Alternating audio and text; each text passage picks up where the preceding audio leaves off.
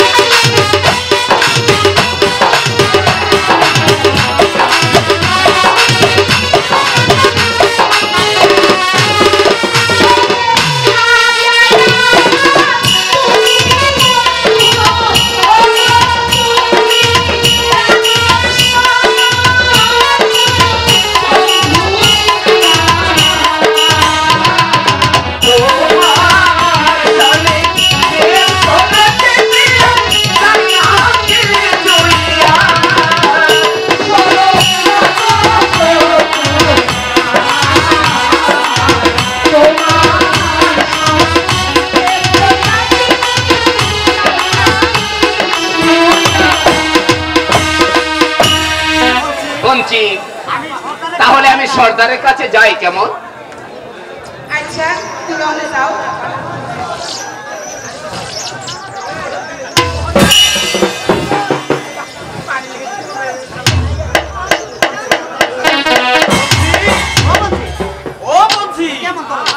কেমন তোর রে হক বলতে পুরান কেল্লার মধ্যে হাত ধরবার গেছে আর ওহন তুই তুই হাজবারি বললি না। তোমরা যাও গা, আমার শরীরটা ভালো লাগতেছে না। আজকে আমি হাত ধরছিলাম না। কি কইলি? হাত তো বাজাইবি না? হাত পুরি আর মাইয়া আরে একটা জাতি হাত ধরবার বললে 10 টাকা আর তুই হাত ধরবারে যাইবি না? তোরে লই আমার ঘর করাই দাঁড়িয়ে বলবো দেখতাছি। হেডা ওসিডা হেডা তুই কইলাম তোমার খবর লাগবো না, তোমার লগে আমার বিয়ে হইব না আর আমি হাত ধরবারও যাব না। তোমরা যাবে বা বা বারে পলসি বা পরাটা কে কাইরা লইয়া যাইগা রোমান কথা তো তাকো কি মাস গেলে 10টা হাত ধইরা বাজারে বেচা তোর লাইগা এই হাসলি হাত আর ময়নামতি পাছা বাইরা হারি লই আমু এই তুই আমার ঘর না কইরা লাস কই পলসি ও পলসি উত্তরনি আর তুই রাঙ্গা মুহি রাইসকান দেখা আমি হাত ধরবার চাই। দেখছিলা আমার জ্বালাস না, আমার যে একলা থাম্বা দে। ইস রূপের জামাকে একেবারে চোখেই দেখতে পাচ্ছি না। সরদার কইছে হাওনের চাঁদনি রাইতে তোর লগে আমার বিয়ে হইব। আমরা কাহন মাস্টার থাকতে আমি তোরে বিয়ে করব না। হইবে না, তুই দেখ কাজটা।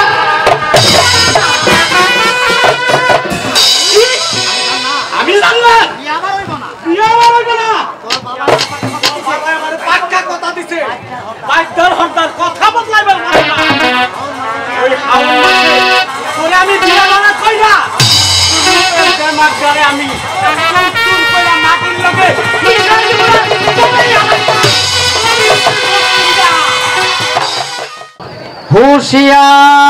হুঁশিয়ার রাজকুমারী নন্দা দেবী হাজির।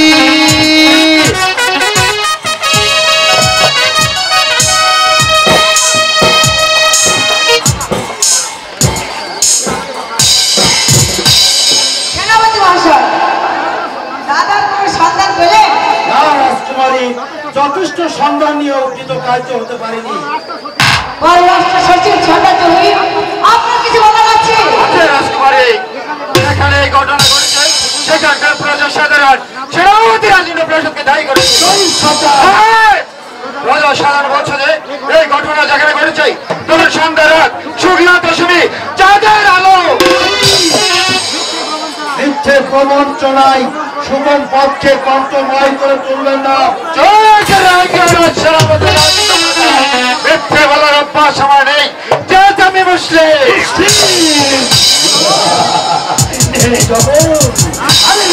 তুমি কি বলবে?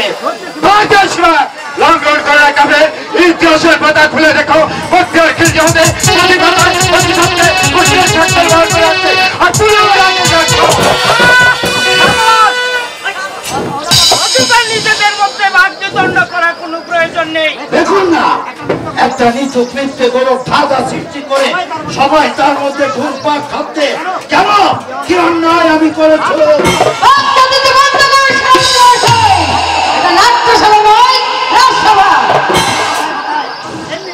এমনি করে কথায় কথায় ধমকার অপমান না দিয়ে বলুন আমি এই মুহূর্তে দরবার ত্যাগ করছি। কোনো প্রয়োজন নেই, কিন্তু বিশেষ রাস্তা অনুযায়ী কোন ছেলে আমার সেনাপতি মহাশয় যে নিঃশব্দ হারিয়ে ফেলেছি, আমার অপরাধ হয়েছে, আমায় ক্ষমা করে দিন, আমায় দান করুন। তো আমি কয়েকটি কথা বলতে চাই।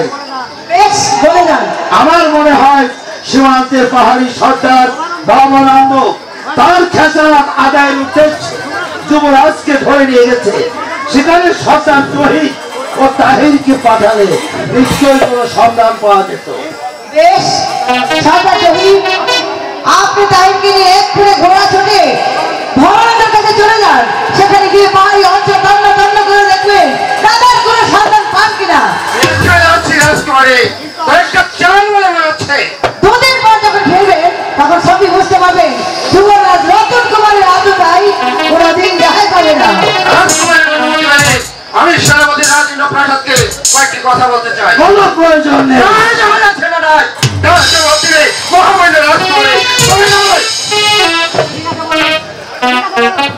ঠিক আছে বলে যান। সেনাপতি রাজেন্দ্র প্রসাদ, আমি ছুটে যাচ্ছি পাহাড়িয়া সর্দার ভবানন্দের কাছে। সেখানে গিয়ে আমি তন্ন করে খুঁজে দেখবো হয়তো আমার কিছুদিন দেরি হতে পারে। আর ফিরে এসে যদি দেখি ওই রাজকুমারে তুমি শুরুগুলো দেওয়ার চেষ্টা করছো, তাহলে রাজা মন্ত্রী রাজকুমারী প্রজা বাসিন্দা তোমাকে ক্ষমা করবো। তোমাকে ক্ষমা করবে না, তোমাকে ক্ষমা করবে না।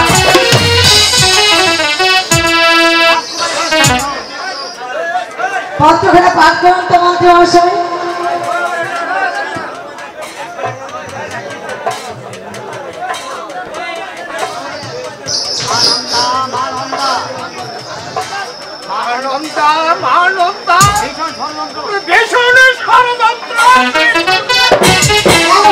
পত্রে কি লেখা আছে দেখি।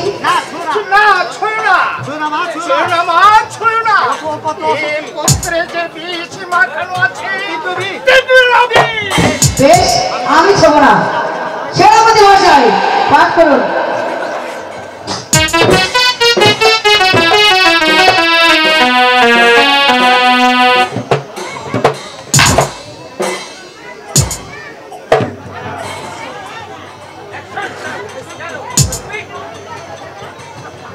মহামান্য রাজকুমারী জয়পুরের শরীর, আপনি অবগত হন রাজ্যের প্রজা সাধারণ এবং বিশেষ বিশেষ সম্মানী ব্যক্তিগণ সহ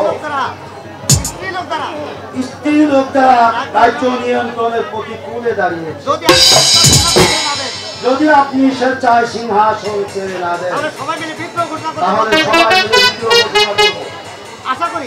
আশা করি আমার প্রস্তাব প্রত্যাখ্যান করবেন না।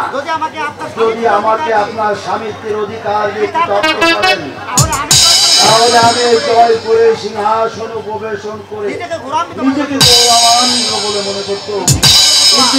সদর কোতোয়াল।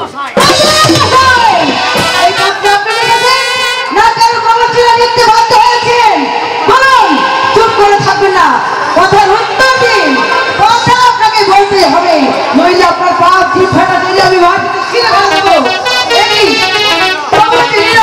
কেউ যে কথা বলছে না, এই কাছিস এই উত্তরের দিক থেকে তিনটা নিজেকে রক্ত হচ্ছে বাইরে করা ঢেলে দিতে বল। কেউ যে কিছু বলছে না, সবাই যে নীরব। বলুন না কি চাই আপনার? সবাই তো রয়েছে। না, সবাই কোন ধরনের স্থান নয়।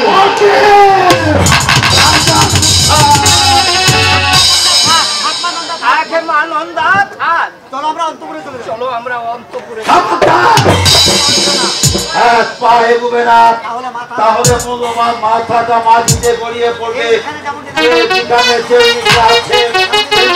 থাকবে নড়বে না। তবে কি বলেছ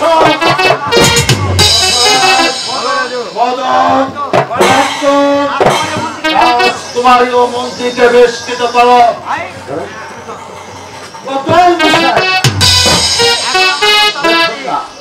এখনো আমার প্রস্তাব মেনে নেন।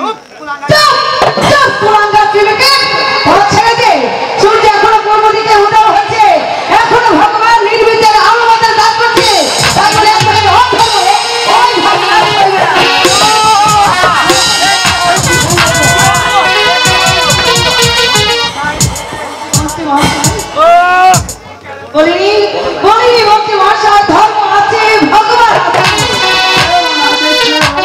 আমি দেখেছি আগামীকালের বিচার হবে।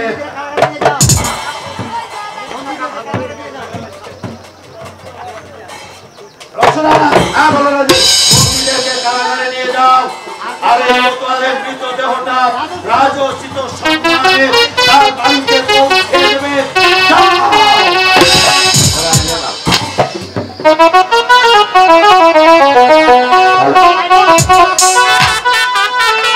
Light off.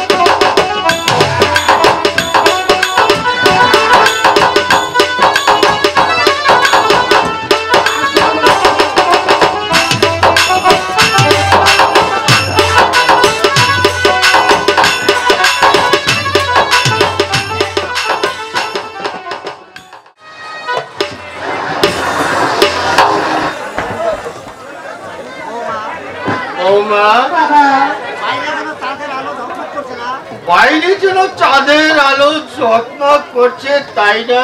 হ্যাঁ বাবা। আজ কি তিথি বৌমা? দশমী বাবা। দশমী? হ্যাঁ বাবা। শুক্লা পক্ষের দশমী, তাই কি বাইরে এত আলো?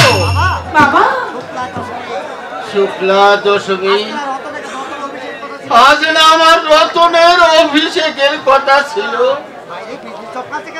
বাইরে বাইরে বিজলি চমকাচ্ছে কেন? কোথায় বাবা? আকাশে তো কোনো মেঘ নেই। বিজলি চমকাবে কি করে বাবা? চমকাচ্ছে বৌমা, চমকাচ্ছে। বাবা! চলে এসো, চলে এসো। তপন কোথায় রে? আরে দাদু ভাই, তোর পিসিমা কোথায়? পিসিমা তো সবাই তো ফিরে নেই দাদু ভাই। ফিরেনি? এত রাত এখনো ফিরেনি? তাহলে তো আর ফিরতেই পারবে না। কেন দাদু? কেন?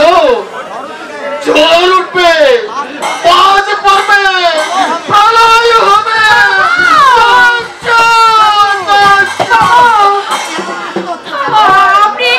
আপনি এত উত্তেজিত হচ্ছেন কেন বাবা?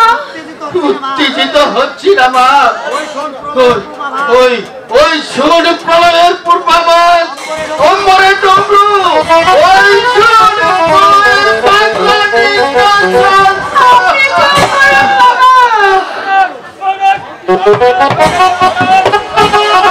কি হয়েছে কাকা? ওই সভাপতি রাজকুমারী মন্ত্রীকে বেশ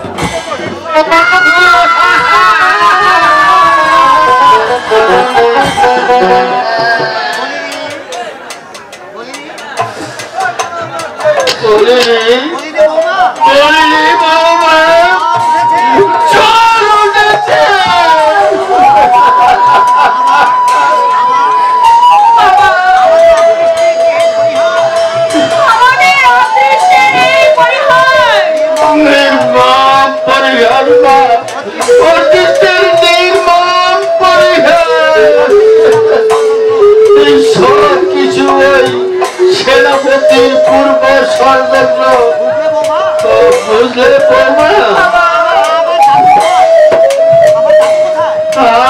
আমার দাদু কোথায়?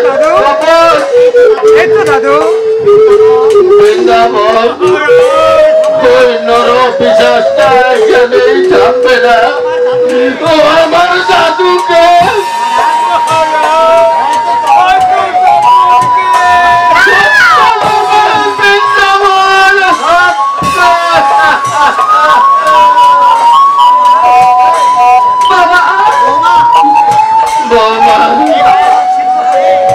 মায়াডোর ছিন্ন করে তপনকে নিয়ে কোনো অজানা দেশে চলে যাও।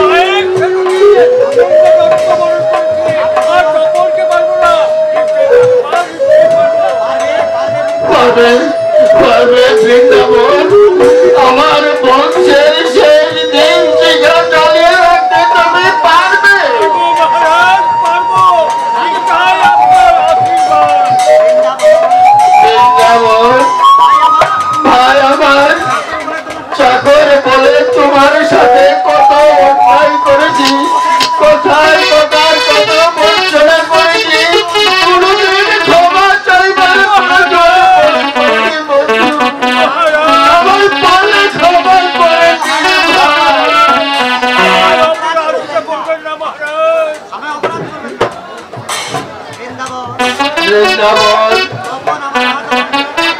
তখন আমার রাজবংশের একমাত্র সম্বল আমার রাজ কুলবধূ আমার মান সম্রাট আর তোমার হাতে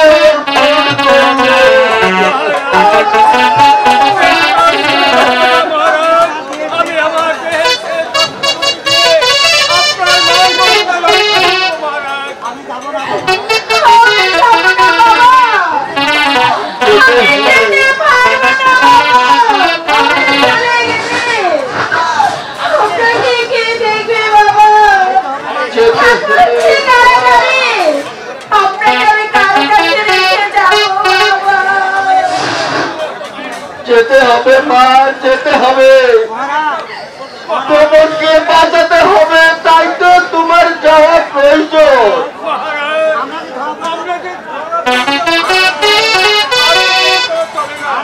না না না, আর দেরি করা যায় না। ওই দেউলটার গুপ্ত পথ দিয়ে সত্তরপুরে চলে যাও। যাও বোমা যাও, হয়তো তোমাদের জন্য আমার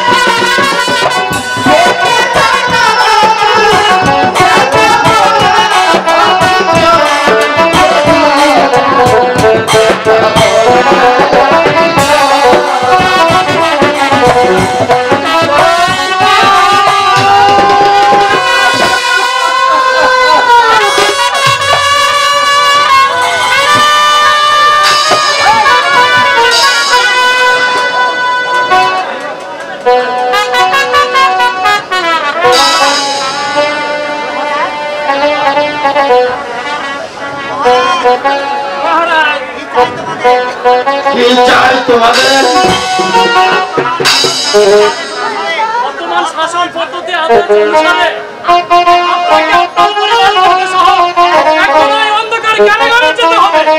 তোমরা আমার বিশ্বাসী কর্মী ছিলে।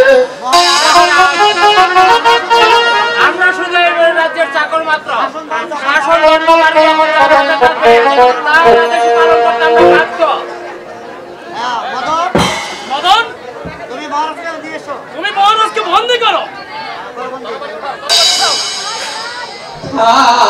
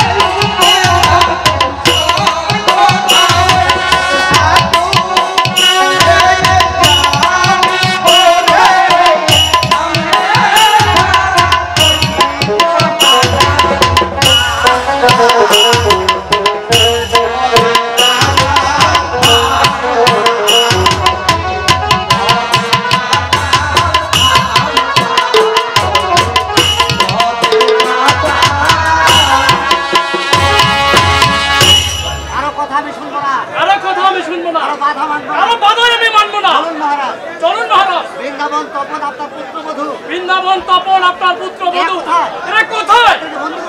এদেরকে বন্দী করতে হবে। আমায় জিজ্ঞেস করে কোনো লাভ নেই, তোমরাই খুঁজে দেখো। বেশ,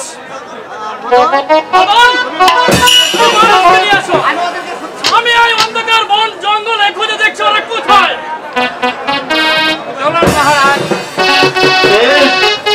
তাই চলো গিয়ে দেখি অন্নদাতা প্রভুর মুখের দিকে তাকিয়ে রাজেন্দ্র কি ব্যবস্থা করে।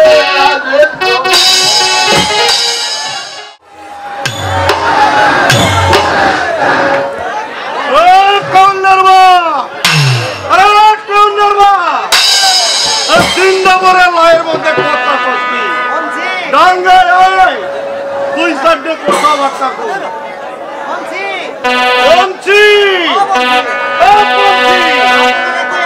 রতনের কইয়া দে আমাদের দল ধরে বিজয় হয়ে যাবে। রতন হচ্ছে দুঃখিত মানুষ, আঙ্গ আতঙ্ক খাইরা দিলে এই হারায় কি কামটা করে খাইতো উনি। সেই আমি কি কইমু, জান বাসনের কাম বাঁচাইছি ওহন হে জাগা। বাবা ওই রতন না আঙ্গ জাতি এ থাকবার চায়। আমরা বাইরে ওই বেটা কি কাম করবে পারে যে আমাদের সাথে থাকবা। বাবা তুমি নাই সিটারে অক্ষরে মাত্র বানা দিছো, সকল কথা আমাদের হালায় আছে। হ্যাঁ বেটা তুই দেখতেছি সকল কথার মধ্যে সুর মিলাইতেছ। আমি কইতাছিলাম কি হ্যাঁ বেটা তোরে না চুপ করে খাওন নেই কইছি। ও বাবা রতন লইয়া ওই টঙ্গি বাজারে গিয়া দেই আমার তো কাম কাজ করবার জানি না। যা বেটি যাইয়া দেখো লক্ষিন্দারের গীত যাইয়া তুই পয়সা আনবার পর কিনা। রতন তোমার গাওয়াত ভালো হইছে মনে কইলে কোন তুমি যাইবার পারো। কোথায় যাবো সর্দার? বাবার পরিচয় কোথায় ঠিকানা কে জানে? তোমরা আমায় বাঁচিয়েছো সর্দার, প্রাণে মেরো না। আরে না না মরণের কথা না, আমরা বাইদার যা ও বুঝেছি, জাতির ব্যবধান। এই পৃথিবীতে সকলেই যে তারই সৃষ্টি বাবা। বাবা না না তুই আমার বাবা নাই বাবা তোর মতো মুক্তা ধরা মালিক আমার শোনা নিয়ে করে নাই না নাই এই মুক্তা পাইতে তুই লাগেছে যত দিন রাত তার মুক্তার মধ্যে আগুন চলতেছে। বাবা দেখা কি কাজ করলি আমার বুড়ে বলতে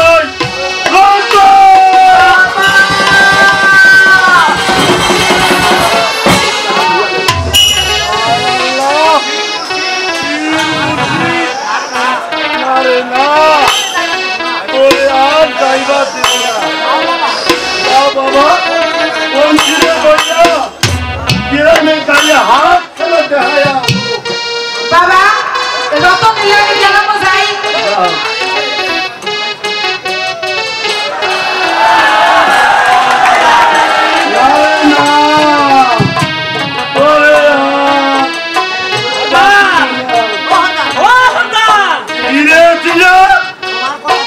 তোমার কথায় বিশ্বাস করিয়া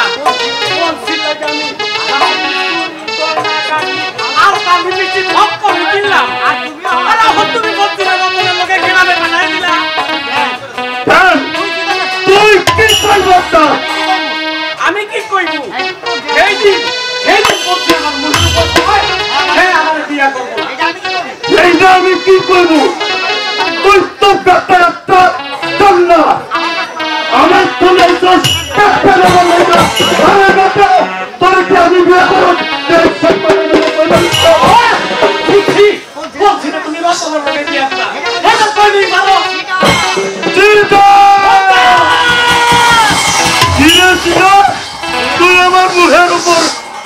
কইতো তো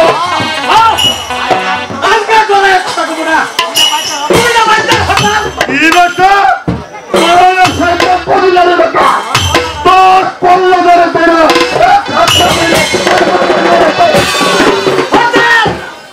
লারে না তুই আজ থেকে আমার দলে ধরে বিজয় হয়ে যাবি বলদানে বলে না দেবি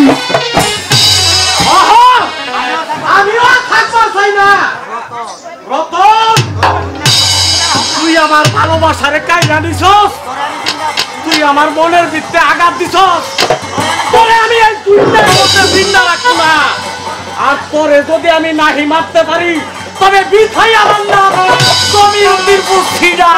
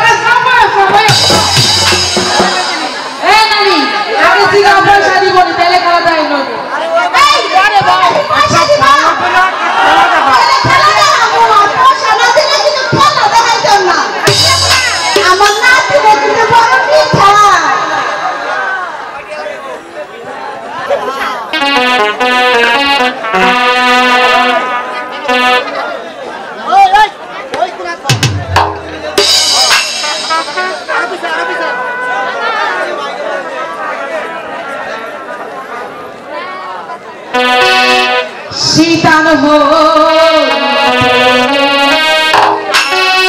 কালিয়া নগরে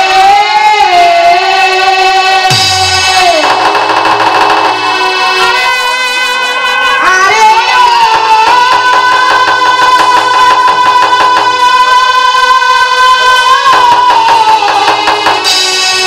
পয়তানে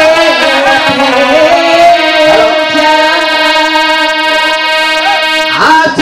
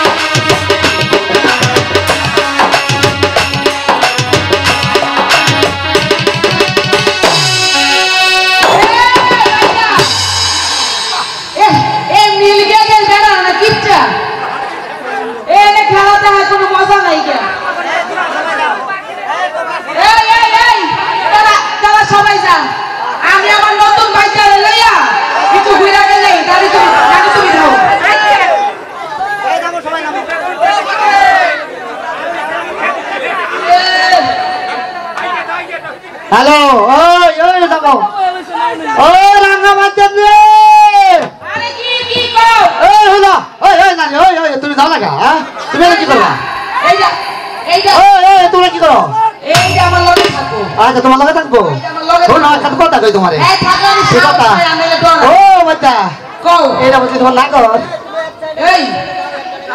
এই কথা দিলে কি লিখেন দেখছি কেমন জানি মনে হইতেছে হ্যাঁ এই কথা দিয়ে তোমার দরকার ব্যাপারটা কি তুমি একটু আমার আমি তো ভালো লাগে আইছি তোমার নাচ গান হনো হনো আমি তোমার একটা কথা কইতেছি আল্লাহ গো যদি তুমি এই নাগরের লগে একটু রঙ্গ রসের গান বাজনা কই আমার মনটারে বলাইতে আরো বুঝছো নি তাহলে আল্লাহর কসম করে কইতাছি তোমার বিনা পয়সা এনতে বিদায় করে দেব ওরে আমার আবাস বাপ সব খারাপ তুমি কিছু করে না আল্লাহ গো রাগ করে না তুমি আমি আমার নতুন ভাইটা এলে তোমার জানি মাইটা যাবে তো শর্ত আছে এটা কি আমার গো আমার নতুন ভাইটা হলে তোমার জানু নামু নগদ কোষ করছে 100 টাকা দিয়ে দিতে পারবা কত 100 আরে না পারলে দেখতে যদি মুজিন থাকে আছে না কত দিবা আরে কইছি তো একবার রেডিওকে বারবার কথা কয় হ্যাঁ একটু নাচ নাচমু নগদ 100 টাকা দিয়ে দিও আচ্ছা দেখি না কত বাড়া এই রে এই রাঙ্গা বাচ্চা যাও না ভাই এ রাঙ্গা বেটা এটা ভিতরে হামাও ও রাঙ্গা নানি রাঙ্গা নানি